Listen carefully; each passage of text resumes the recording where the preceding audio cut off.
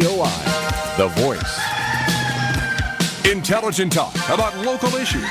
Somebody's got to do it. Tune in to Wake Up Tucson. Mornings from 6 to 8 on AM 1030. KVOI, The Voice. 7:37 in the morning. Chris and Joe, and I think it's one of the preeminent moments in AM radio. We have Pima County Administrator Chuck Huckleberry, along with Mike Fader and the famous chicken. So let's go to Mike, and Mike, the phones are ringing for the chicken. It's amazing, and for this moment, Don't feel bad, Chuck. Mike, Mike Fader, Tucson Padres. What's going on, big guy? Hi guys. Hi Chuck. How you doing, Mike? Good. How are you? Good.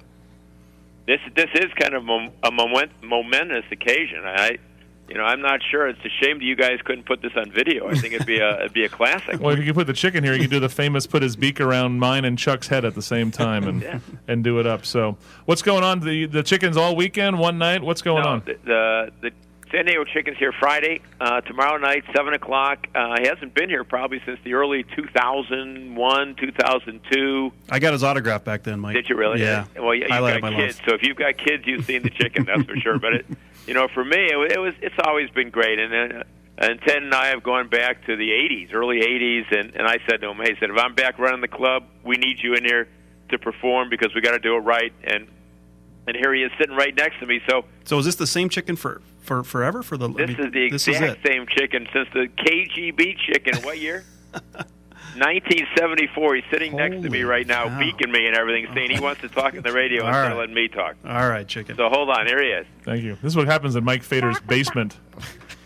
So, Ted. Yes, gentlemen. Welcome to the show. Now, we were wondering if mascots speak or not, and thank goodness you do, so we can kind of get some real good data from you this morning. Well, yes, if Big Bird can talk and Barney the dinosaur can talk, so can the San Diego Chicken. What the heck? Nice. Very good. Nice. What I want to know more importantly, what is your list of demands when you make an appearance like this? Is it green M&Ms like Van Halen? Bala Jack. What is it? Believe it or not, it's a gallon of water. That's it.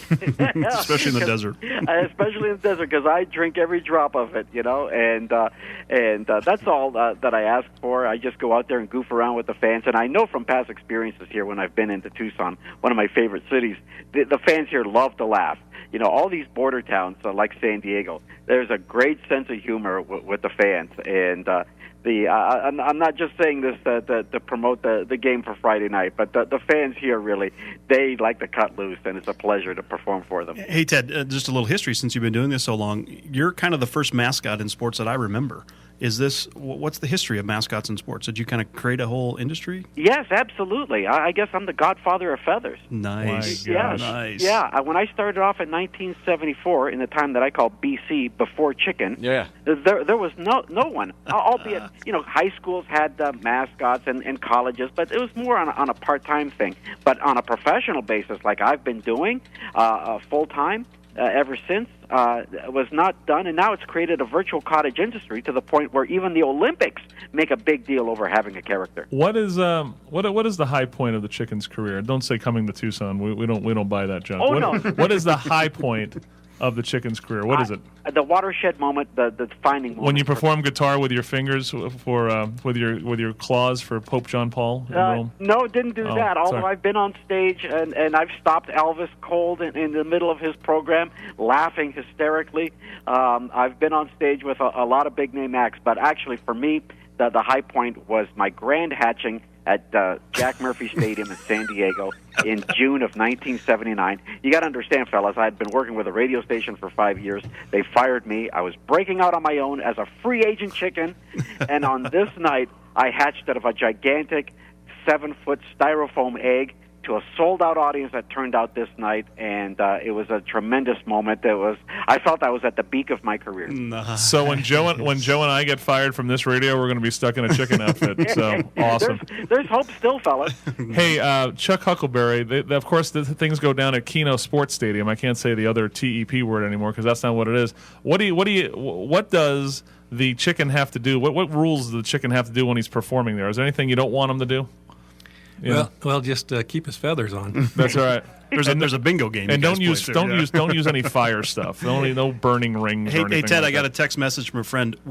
Since you knew Elvis and performed near him, who's your favorite Elvis? Was it Hawaii Elvis, black leather Elvis, or the old school Elvis? Oh, I really, really love the old school Elvis. I mean, the culture that set for the country, for the world, was amazing. That was an amazing moment. I lived through it as a child back in the day. I was not cognizant of it, of course, too young to understand. But as I reflect back on it and see everything, I think it was a momentous moment, not only in the recording industry and in the man's career, but what it did for the world and the spirit. And rock and roll. And yeah, totally. I got one. We're going to take one call for you. I think this one's going to be for you. Let's go to number 4. Let's go to George from Athens. I just know this has got to be a San Diego chicken discussion. What's up, George? I used to live in San Diego. Didn't that chicken get arrested a few times? Ooh, yes. Chicken controversy. Oh, one time I was doing it. This is a true story, fellas. I was performing at an Aerosmith concert, ready to go on stage with the band. The bouncers at the stadium of the security had it in for me because they thought I was literally and disturbing the peace. And disturbing the dry humped our cheerleader. That's what I remember. and they had me arrested that night. It was 1976, and they had How do you put handcuffs on the chicken? Doesn't he slide through?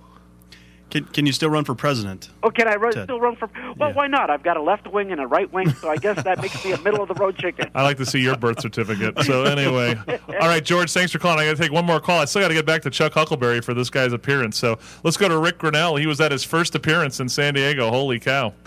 Yeah, I was out there. I was stationed at Miramar, and watching you come out and make your debut in San Diego in 1974. We just came home from one of our cruises. That's awesome.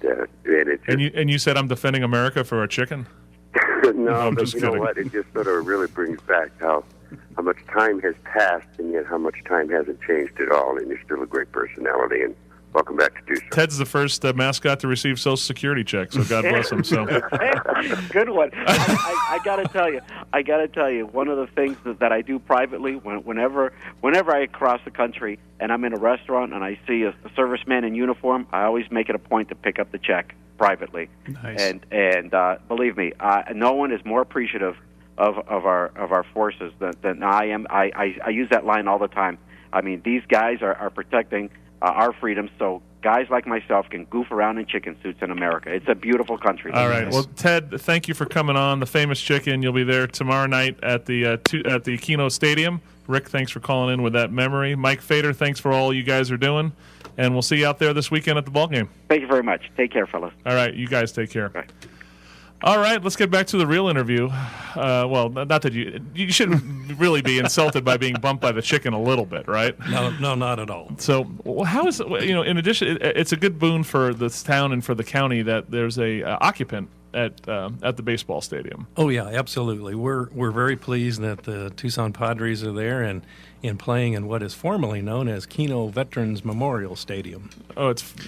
Okay, that's what it's called now, right? Keno. Right. Okay. Yep, okay. correct. The economics on these baseball stadiums has gone through the roof because that thing cost us about $29 million. It cost us 38, actually. The new walking stick up in Phoenix was $125 million. It's just gone through the roof. That's correct, and I think they're all pricing themselves pretty much out of the market these days. Right. We'll see if that backlash hits. Have we heard any other things about rumblings of using the stadium in addition to the Padres? Anything out there? The Pima County Sports and Tourism Authority is basically pretty active in trying to gin new and additional folks into the stadium. They're talking to Korean teams, Japanese teams, and now Mexican leagues. So Soccer there's still a lot of interest. There's still a lot of activity going on. So we're hoping that something will connect sooner or later.